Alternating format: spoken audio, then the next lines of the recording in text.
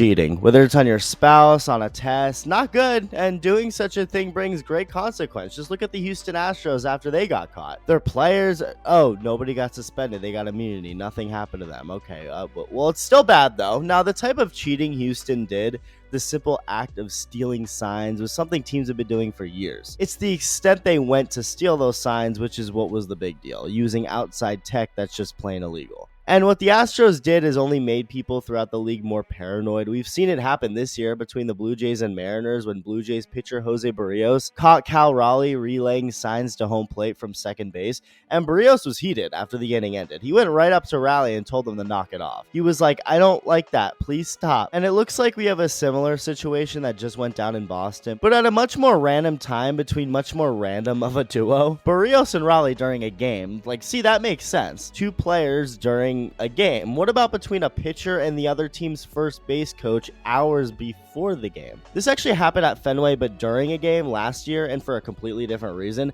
Chris Martin got pissed off at the Brewers for bunting on him, and after getting the final out of an inning, he was just all pissed off. I don't know if he was saying even anything directly to the Brewers' first base coach, Quentin Berry. I don't know why he would anyway. But Berry took offense to what Martin was doing, and it was just some shouting from there. He was just like, "Yo, why are you mad about us bunting? Screw off." Anyway, this time it was the Red Sox first base coach, Jose Flores, and an Angels pitcher, Tyler Anderson, who, by the way, to me, there's no difference between Tyler Anderson and Andrew Heaney. When I was looking up what happened between Anderson and Flores, I no joke typed out Heaney and Flores at least 3 times. They're the same person. But anyway, apparently Tyler Anderson, not Heaney, who started a game earlier in this series at Fenway, suspected that Flores was stealing his signs during that outing, one where he gave up 5 runs. Now, Anderson was actually dealing in this game to start out. Like, he was doing pretty well. The Red Sox weren't crushing him or anything. Through the first 4 innings, he had given up just 1 run, but then the 5th inning happened, and the Red Sox hitters couldn't have been more on Anderson.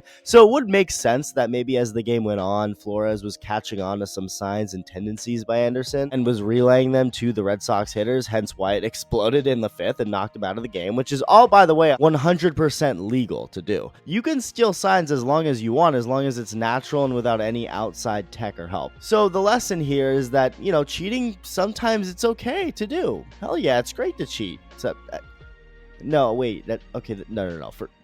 Forget I said that part. Look, the point is, if you as a pitcher are unintentionally giving away tips to the other team, it's your fault, which is why Barrios was in the wrong to complain to Raleigh when he was stealing his signs, or why Anderson is wrong in this case. And really all their argument is like, stop doing that. It's not that what you're doing is wrong necessarily, because it's not. It's just like, I don't like what you're doing, it makes me mad, please don't do it. Like, it's perfectly legal and fine to take what the other team is naturally giving you. If you think it's Bush League, that's not anyone else's issue but yours. Now it's on you and your team to change the signs that the other team is deciphering. It's pretty simple. What I'm confused about is how Anderson knew Flores was the one doing it. Like, I assume he directly confronted Flores about it because he somehow knew he was the one getting and relaying his signs during that game. And why did he wait until before the last game? Anderson pitched on Monday. This altercation happened on Wednesday. I guess he didn't have a good enough opportunity to confront him on Tuesday. I don't know. Alex Cora's over here already tired enough with this dog shit Red Sox team, trying to just enjoy his latte, anything to wake him up and get motivated. I was like, what now? And nobody would directly confirm what the argument was all about. Both Cora and Angels manager Ron Washington called it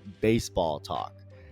Between the two of them, I think that term was used at least 3 times. Jedi business. Go back to your drinks. It could have been the two of them just arguing over what team sucks more. We suck. No, we suck. No, we suck. You both suck. Go home. Let me know your thoughts, and thank you for watching. Love you. Bye.